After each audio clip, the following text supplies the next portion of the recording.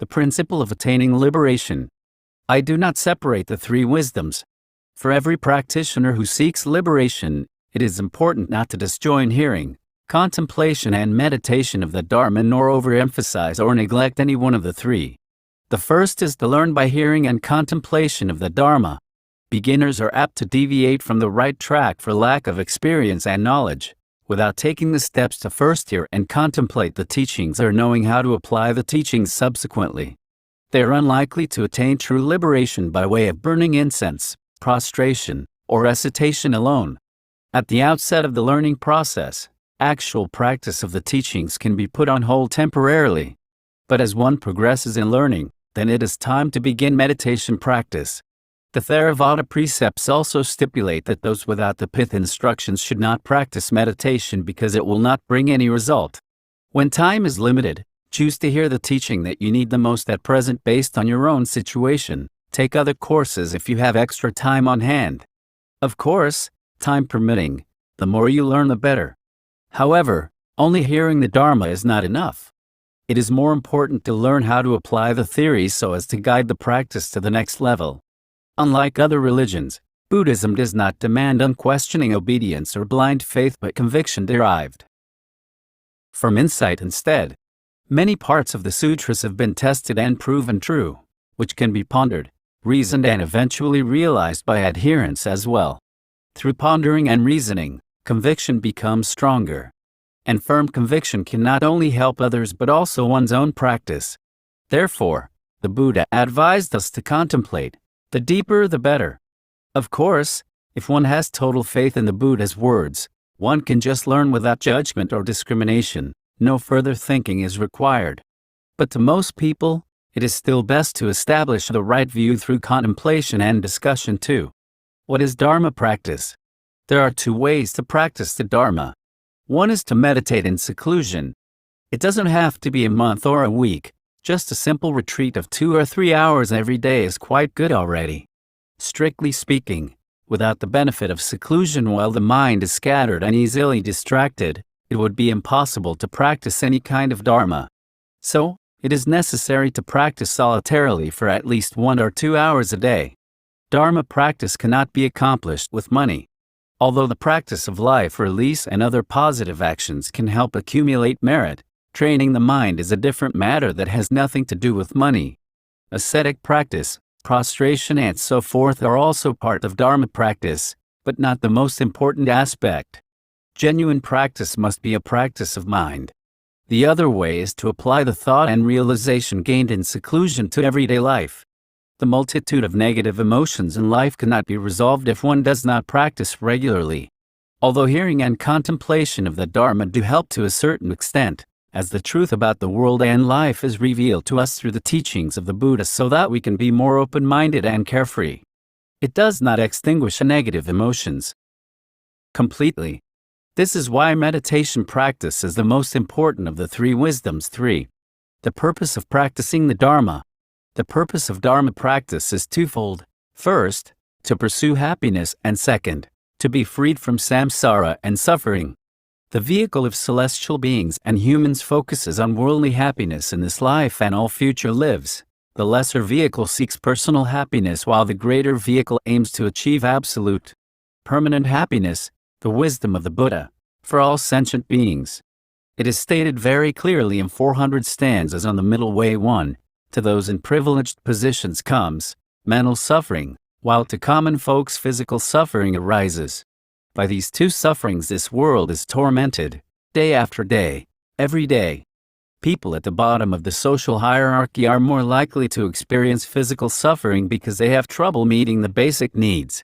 The elite of the society, on the other hand, face even more severe mental pressure or suffering.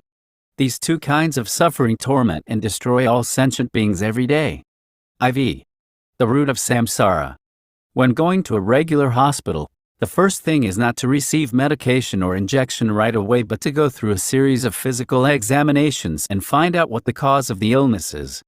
Likewise, in order to end samsara and eliminate suffering, 1. Needs to find the cause of suffering and take the right remedial steps. There are 3 reasons as to why we cannot gain liberation. First, desire for material possessions, the world and samsara itself. Second, attachment to self, namely, self-grasping, self-cherishing or selfishness. Third, clinging to the notion of inherent existence of all phenomena. Many poor people believe that they suffer because they don't have enough money, and that if one day they become rich, suffering will go away. But, if one day they do become rich, they will discover that not only does suffering not stop, but even more suffering ensues. Therefore, hardship in life is not the root of suffering, as many people living in difficult conditions may actually be happier than the well-to-do. The Buddha told us that the real source of suffering is attachment to money, to people and things. There are many kinds of attachment. Attachment to oneself is self-grasping. Attachment to external things like money or fame is grasping at the self-nature of phenomena. Where there is no attachment, there is no suffering. The opposite of attachment is letting go, the kind often mentioned in the sutras. How do we prove that attachment is the root of suffering? For example, if there is a watch we love, we will often worry about losing it. If one day this watch is really lost, we are likely to feel very depressed. On the other hand, no pain will be felt if we don't care at all about this watch. Another example, if one is very much attached to somebody, one's moods will change with every move and expression the other person makes. Most of the time, one will suffer from constant fear of losing that person. If the relationship does not last, the breakup can be devastating. However, suffering may not ensue if one can moderate his or her emotions and learn to be friends with the other party. Although essentially nothing has changed on the part of one's love interest, the mere fact of having attachment or not and its relative intensity dictates one's feelings of happiness, pain, or indifference. Hence, suffering and happiness are not due to God's will or coincidence but to attachment. It is said in the sutras that because arhats have eradicated desire, anger, and delusion, they no longer harbor any attachment to accepting or rejecting anything. So, the action of washing the left side of an arhat's body with sandalwood water while cutting his right side with a knife makes no difference to him. An arhat's body is just the same as that of a normal human being, is composed of blood, flesh, bones, nerves, etc., not diamond or hard rock, neither is it a rainbow body. But we have desire and attachment, we feel suffering. We prefer a bath of sandalwood water to being cut by a knife. Arhats don't. It is because we have not let go of desire, anger, and delusion that joy and aversion still rise accordingly. Thus, it can be seen that all suffering comes from attachment which is born of ignorance. From common people to the so-called celebrities and great men who are so admired and envied, there isn't anyone who does not aim for happiness and hope to avoid suffering. However, many non-Buddhists, not knowing the cause of happiness, end up doing exactly the opposite.